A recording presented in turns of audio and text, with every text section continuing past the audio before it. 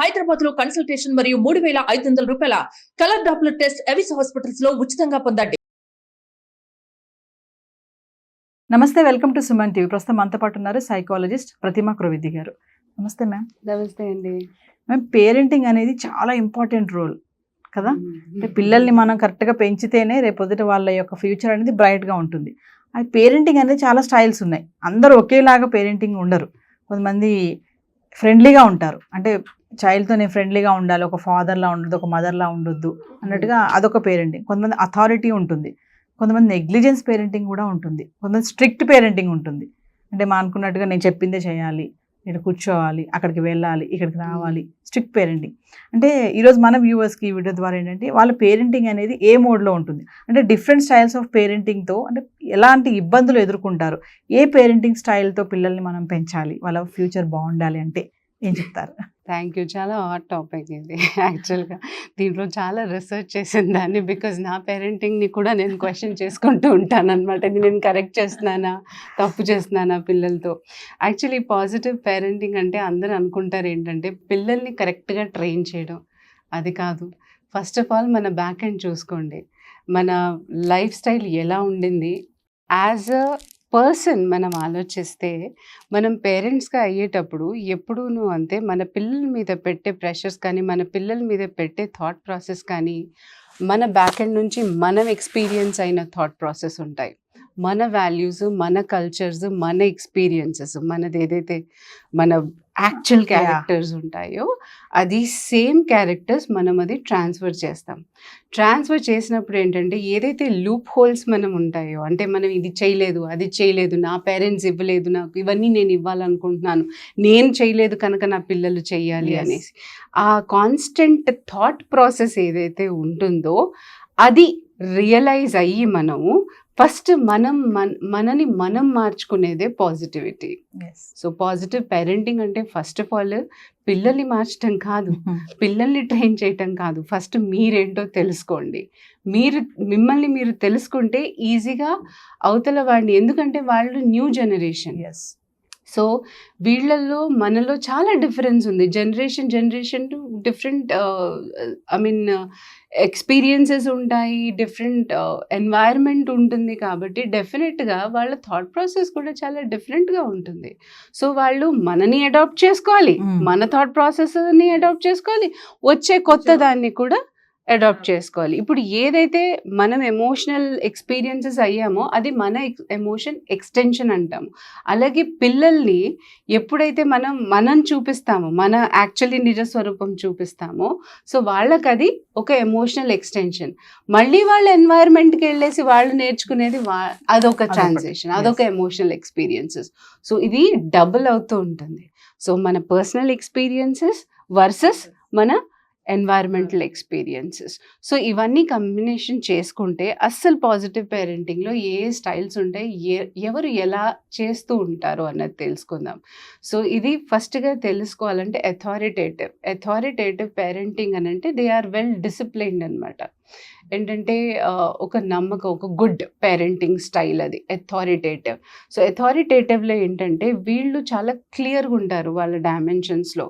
ఇందులో మళ్ళీ wife and husband relationship చాలా మ్యూచువల్ అండర్స్టాండింగ్తో, మంచి కమ్యూనికేషన్తో, మంచి ఒక డిసిప్లైన్ అన్నది మనం ఎలా పెంచుకోవాలన్నది చక్కగా ఇద్దరు కూడా కలుపుకుని మాట్లాడుకుని, నేనెంత రెస్పాన్సిబిలిటీ తీసుకుంటా, నువ్వెంత రెస్పాన్సిబిలిటీ తీసుకుంటావు అని కూడా డిటర్మైన్డ్గా ఉండి నడిపించే రకం. సో ఫస్ట్ వాళ్ళు కరెక్ట్ చేసుకుంటారు.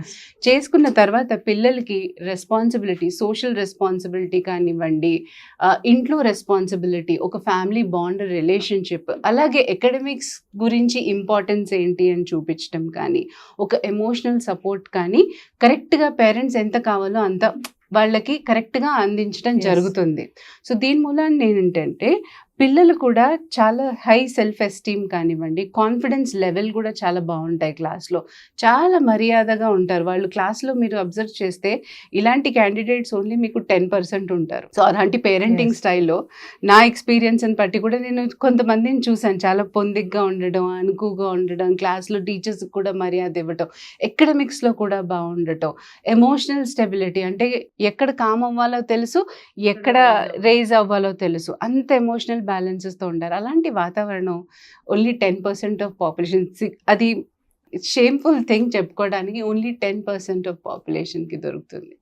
మిగతా నెక్స్ట్ ఇది వచ్చేసి పర్మిసివ్ పేరెంటింగ్ స్టైల్. వీళ్ళు ఏంటంటే ఫ్రెండ్లీగా ఉంటారు, వాతావరణం, డిసిప్లైన్స్ అవన్నీ కూడా పెడతారు, రూల్స్ పెడతారు, పిల్లల్ని కూడా బాగా చూసుకుంటారు, వాళ్ళకి కావాల్సిందన్నీ కొని పెడతారు. ఎందుకంటే ఇక్కడ పేరెంటింగ్ స్టైల్ చూడండి, ఇక్కడికి వచ్చేసి వాళ్ళకి ఏం అభిప్రాయం ఉంటుందంటే, కపుల్స్కి మనకి జరగలేదు కదా, మన పిల్లలకి ఇలా జరగకూడదు, మన ఇద్దరం కష్టపడితే పడదాం కానీ వాళ్ళిద్దరిని వాళ్ళ స్వేచ్ఛని టచ్ చేయకూడదు. ఫ్రీడమ్ అనేది అస్సలు టచ్ చేయనివ్వరు అనమాట వాళ్ళది. సో వాళ్ళకి ఏంటంటే చాలా ఇండిపెండెంట్గా వదిలేస్తారు. డిసిప్లైన్ పెడతారు కానీ ఫాలో చెయ్యరు వాళ్ళు. ఎందుకనంటే వదిలేద్దాం ఏముందిలే. సో వాళ్ళు ఏం అడిగితే అలా అన్ని కొని పెట్టడం, వాళ్ళు ఏం అడిగితే అది వాళ్ళు ఏడవకుండా చూసుకోవటం. అంటే ఇది హెలికాప్టరింగ్ పేరెంటింగ్ స్టైల్ అంటారు. చాలా టూ మచ్గా ఇన్వాల్వ్ అయిపోయి పిల్లలతో ఇన్వాల్వ్ అయ్యినట్టు వాళ్ళకి కావాల్సినట్టు ఉండడం అనమాట. వాళ్ళని వాళ్ళ పిల్లల కింద మర్చిపోవడం. అంటే అక్కడ ఏం బౌండరీస్ లేవు. ఒక పేరెంట్కి ఒక ఫ్రెండ్కి డిఫరెన్సెస్ అయితే కంపల్సరీ ఉంచాలి. అది ఉండదు పిల్లల మధ్య. సో ఈ పిల్లలు ఏంటంటే జనరల్గా గమనించండి, మీరు క్లాస్లో పెద్ద ఎకడమిక్స్ పట్టించుకోరు. అబవ్ యావరేజ్ స్టూడెంట్స్ ఉంటారు, ఎందుకంటే ఫ్రీడమ్ ఉంది, క్యూరియాసిటీ క్రియేట్ చేసుకోవచ్చు. అబవ్ యావరేజ్ ఉండొచ్చు. కొంతమంది బిలో యావరేజ్ స్టూడెంట్స్ కూడా ఉంటారు, ఎందుకంటే మరీ అంత రెస్ట్రిక్షన్తో పెట్టరు కాబట్టి.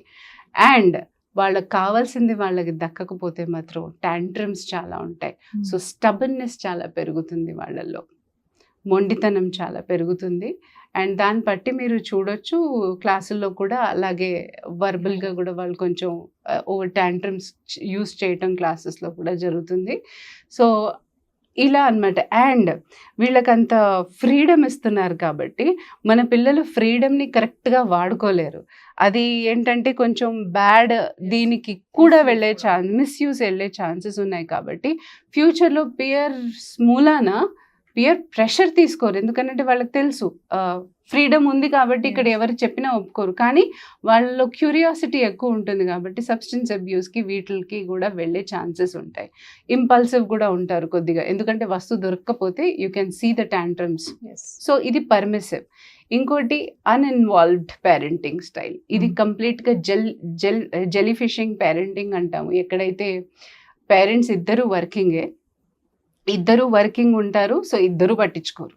వాళ్ళు డబ్బులు కట్టారు, బేసిక్ నీడ్స్ ఏదైతే అది చూస్తారు, కానీ no emotional attachment, no disciplines, no academic things, nothing అనమాట.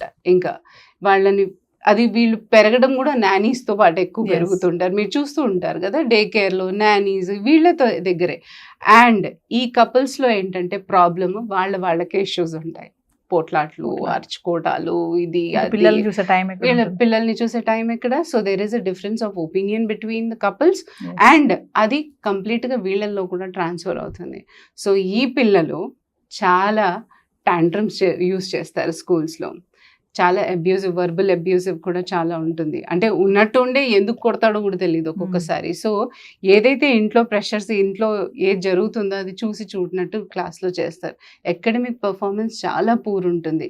ఎమోషనల్ స్టెబిలిటీ ఉండదు మనిషికి. ఒకసారి హై వెళ్ళిపోవచ్చు, అగ్రెసివ్ కూడా అవ్వచ్చు, లో అగ్రెసివ్ కూడా ఉండొచ్చు, అండ్ సబ్మెసివ్ కూడా ఉండొచ్చు. అమ్మో ఏమనుకుంటారో వద్దు అనే భయస్తులు కూడా ఉండొచ్చు. ఎందుకంటే మాట్లాడడానికి కూడా ఎవరు ఉండరు కాబట్టి, సపోర్ట్ లేదు కాబట్టి. సో సబ్స్టెన్స్ అబ్యూస్కి వీళ్ళు కూడా ఎక్కువ వెళ్తారు. మీరు బ్యాక్ ఎండ్ చూస్తే సబ్స్టెన్స్ అబ్యూస్ తీసుకునే వాళ్ళది పేరెంట్స్ నెగ్లిజెన్సీ మీకు కూడా కనిపిస్తుంది. అదొక కారణం ఏంటి, పియర్ ప్రెషర్ తర్వాత చూసుకున్నా ఇదొక కారణం అవుతుంది అనమాట. సో ఇది ఉన్నప్పుడు అథారిటేరియన్, మీరు అన్నారు కదా, అథారిటేరియన్ అయితే ఇంపాసిబుల్. దాన్ని టైగర్ పేరెంటింగ్ కూడా అంటారు. స్ట్రిక్ట్, చాలా, నేను చెప్పినట్టు విను, నేను చెప్పినట్టు చెయ్యి, ఇక్కడ నుంచి గ్లాస్ అక్కడ పెట్టాలంటే అక్కడ కాదు, నేను నిన్ను ఎక్కడ పెట్టా చెప్పు. అలాంటి పేరెంటింగ్ కూడా చాలా అతి ప్రెషర్ఫుల్గా ఉంటుంది. అండ్ ఈ పిల్లలు బయటికి వచ్చి చాలా భయస్తులు ఉంటారని అనుకోవద్దు. వీళ్ళు ఏదైతే చూస్తున్నారో వాళ్ళు క్లాసుల్లో కూడా అదే చేస్తారు. అకాడమిక్స్లో కొంతమంది చాలా స్ట్రాంగ్గా ఉంటారు బికాస్ భయం, ఇంట్లో ఏమన్నా అంటారేమోనని. కానీ బిహేవియర్స్లో మాత్రం చాలా ట్యాంట్రమ్స్ ఉంటాయి, బిహేవియర్స్లో మాత్రం చాలా తేడాలు కూడా చూపిస్తూ ఉంటారు. అండ్ అదే అబ్యూజివ్ థింగ్, వర్బల్ థింగ్, ఇవన్నీ బయటకు వస్తూ ఉంటాయి అన్నమాట. ఇంకోటి ఇది 4 మెయిన్ అన్న తర్వాత దాని తర్వాత అగ్రెసివ్ పేరెంటింగ్ ఉంటుంది. ఎప్పుడు కోపమే పిల్లలతో, ఎప్పుడు కోపం, అరుస్తూ ఉంటారు. కొట్టడం, తిట్టడం, అరవటం, ఇవన్నీ వర్బల్గా కూడా ఫిజికల్గా కూడా నడుస్తూ ఉంటుంది. So the same thing child will also carry. Verbal కాకుండా బ్లెండెడ్ పేరెంటింగ్, ఇవన్నీ కొంచెంగా ఉండి అన్ని రసాయనాలు చూపిస్తూ ఉంటారు పిల్లలకి. ఒకసారి కోపం, ఒకసారి ఇది, కానీ అది కూడా కరెక్ట్ కాదు. There is a process that you have to learn. So అది. అండ్ తర్వాత వచ్చి ఎమోషన్లెస్ పేరెంటింగ్ అనమాట. అసలు ఎమోషనల్గా టూ మచ్ ఎమోషన్ బట్టి పేరెంటింగ్ స్టైల్స్ ఉంటాయి. Like too much of emotions చూపించటం ఎమోషనల్ బ్లాక్మెయిలింగ్ అనమాట. నీకు తెలుసా నేను జీవితంలో ఎంత కష్టపడ్డానో, నీ గురించి ప్రతి పైసా కూడా పెడుతున్నాను రా, నువ్వేరా నాకంతా అన్నట్టు ఆ ఎమోషనల్ ట్రామాల్లో పెంచడం అనమాట వాళ్ళని. ఇంకా వాళ్ళు ఏం చేస్తారనంటే ఇది ఎప్పుడు ఇలాగే చేస్తుందని చెప్పి వాళ్ళు కొంచెం సబ్మిసివ్గా రెడీ అవ్వచ్చు. ఇది రివర్స్గా అయిపోయి వాళ్ళు అవతల వాడిని కూడా అలాగే ఎమోషనల్ ట్రామాతో బ్లాక్మెయిల్ చేయొచ్చు school. So these are different kind of parenting style. తెలుసుకోవాల్సింది ఏంటంటే మనం ఎక్కడ ఉన్నాం, మనం ఏం చేస్తున్నాం, మనం ఏ పేరెంటింగ్ స్టైల్లో ఉన్నాం, యాక్చువల్లీ మన బిహేవియర్స్ ఏంటి, మనం ఏంటి, మనం ఏదైనా కావాల్సుకుని మన నేచర్ని వాళ్ళ ట్రాన్స్ఫర్. పిల్లలు అనే వాళ్ళు మనలోంచి పుట్టారు వాళ్ళు కాబట్టి మన మిర్రర్ ఇమేజెస్ వాళ్ళు వేరే దగ్గర నుంచి అది ఆ నేచర్ అన్నది వేరే వాళ్ళ నుంచి రాదు. మిమ్మల్ని చూసుకుంటూ అబ్జర్వ్ చేసుకుంటూ పెరిగారు కాబట్టి మీ నేచరే వాడికి ట్రాన్స్ఫర్ అవుతుంది. సో మీలోంచి సపరేట్ కాదు. సో అది తెలుసుకుంటే చాలు. ఖచ్చితంగా మేడం, మీరు చెప్పాను కొన్ని స్టైల్స్ ఉన్నాయి కదా, ఖచ్చితంగా ఇవన్నీ కనెక్టివిటీవే. ప్రతి పేరెంట్ లో ఈ ఒక స్టైల్ ఉంటుంది. సో ఈ రోజు మన వ్యూవర్స్ మరి ఏ పేరెంటింగ్ స్టైల్లో ఉన్నారనేది వాళ్ళు తెలుసుకోవాలి. ఖచ్చితంగా దాన్ని కొంచెం కరెక్షన్ చేసుకో. నేను ఈ పేరెంటింగ్ స్టైల్, నేను ఈ పేరెంటింగ్ స్టైల్లో ఉన్నానా.